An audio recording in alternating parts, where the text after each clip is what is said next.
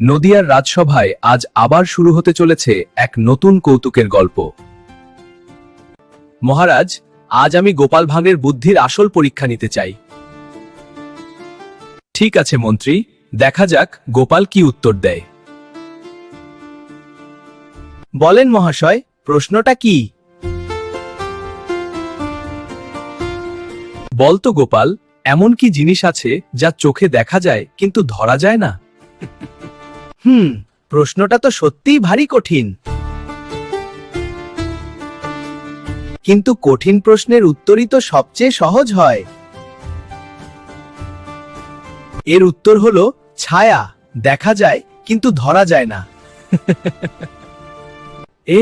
এ কিভাবে সম্ভব?